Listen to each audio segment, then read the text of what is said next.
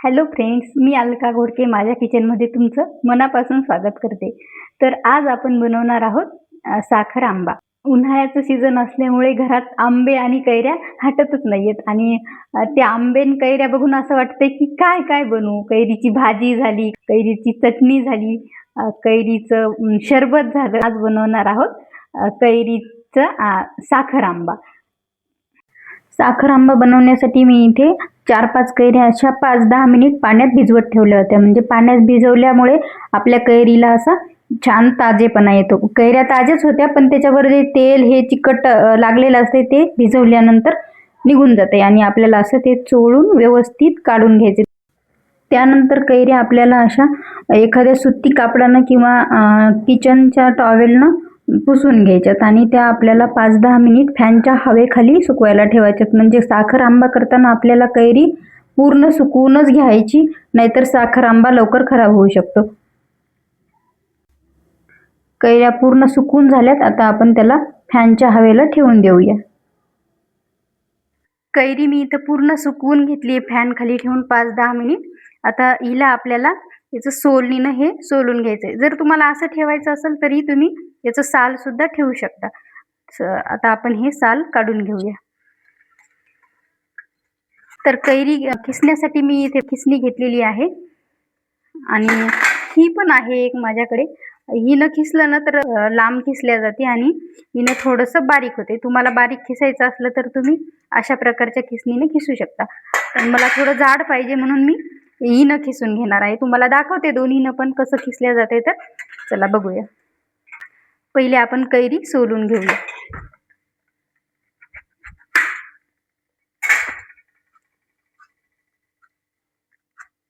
अशा प्रकारे आपल्याला बारीक तिचं सोलून घ्यायचं. हे बघा. आणि हे बघा, कैऱ्या आपल्या पूर्ण अशा खिसून झालेल्या सोलून झालेल्या आहेत. आता आपण त्याला खिसून घेऊया. ह्या खिसणीनं मी पहिलं खिसून दाखवते. त्याचा खिस कसा येते तर ते तुम्हाला दाखवते. आणि जर तुम्हाला ह्या खिसणीनं खिसायचं असेल तर तुम्हाला एकाच पोझिशनमध्ये त्याला खिसून घ्यावं लागेल. असं मागे पुढे असं फास्ट घेतलं ना तर मग त्याचा खिस बारीक होईल. आणि जर लांब पाहिजे असेल तर अशाच प्रकारे आपल्याला खिसून घ्यावं लागेल. आणि हे बघा, ह्या खिसणीनं खिसलेला खिस असा पडत आहे. आता तुम्हाला मी दुसऱ्या खिसणीनं खिसून दाखवते. हे बघा, साईडला खिसून.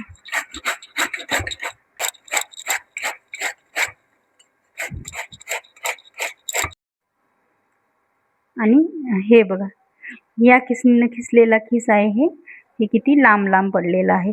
आणि असाच आपल्याला लांब लांब पाहिजे. आणि हे पहिलं बारीक खिसलेलं आहे ते हा आहे. ह्या खिसणीनं जाडसर पण होतो आणि लांब पण होतो. आता आपण पूर्ण खिस खिसून घेऊया. हे आंबे पण खूप जाड आहेत, त्यामुळे हिला हे सोलण्यासाठी पण खूप उशीर लागला, कारण त्याचा साल खूपच जाड आहे. तुम्ही कैरीचे कोणते कोणते प्रकार बनवता ते पण मला सांगा. आणखी कोणते प्रकार तुम्हाला बघायला आवडतील. मला जेवढे येतील ते मी दाखवण्याचा प्रयत्न नक्कीच करेन. पूर्ण बी लागेपर्यंत आपल्याला पूर्ण आंबा खिसून घ्यायचा.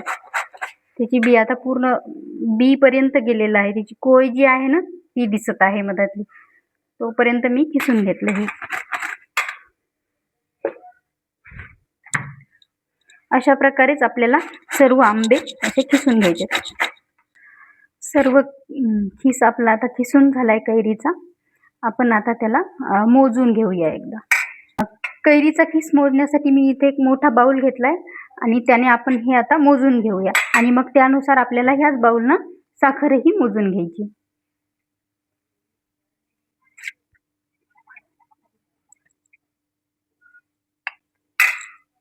तर हे बघा, अशा प्रकारे मी बाउल भरलाय. आपण आता हे लगेच कढईमध्ये टाकून घेऊया.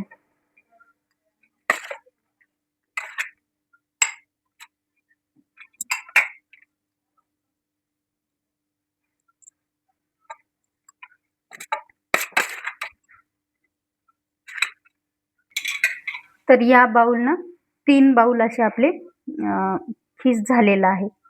या बाउलनं आपला 3 बाउल खीस झाला होता, तर त्यानुसार मी त्याच्या अर्धी साखर घेतलेली आहे, म्हणजे 1.5 वाटी मी साखर घेतलेली आहे. आता आपण करून घेऊ लगेच. गॅसवर खिसलेला खीस यावरती ठेवून घ्यायचा.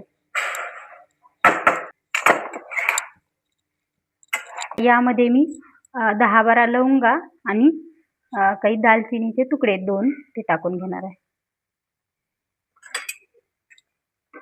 आणि आपल्याला याला सतत हलवत राहायचं.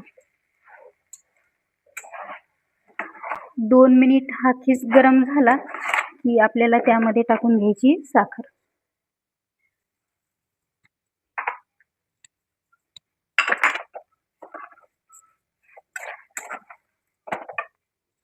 साखर टाकल्यानंतर आपल्याला सतत हलवत राहायचं याला.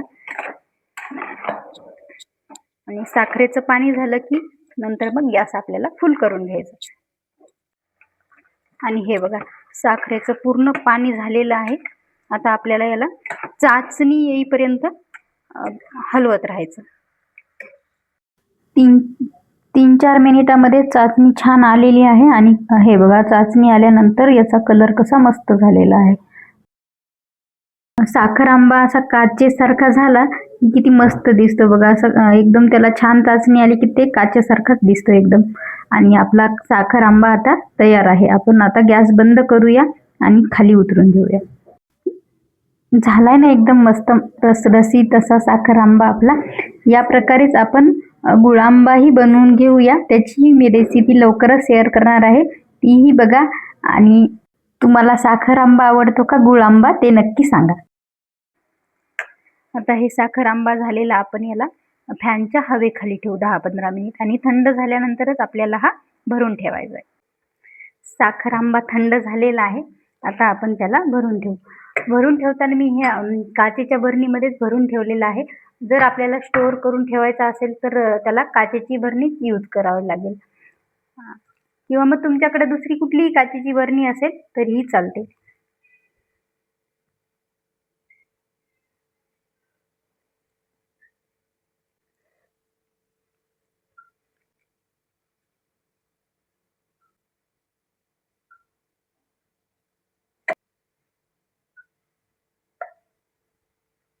आणि आजची रेसिपी कशी वाटली कमेंटमध्ये नक्की सांगा.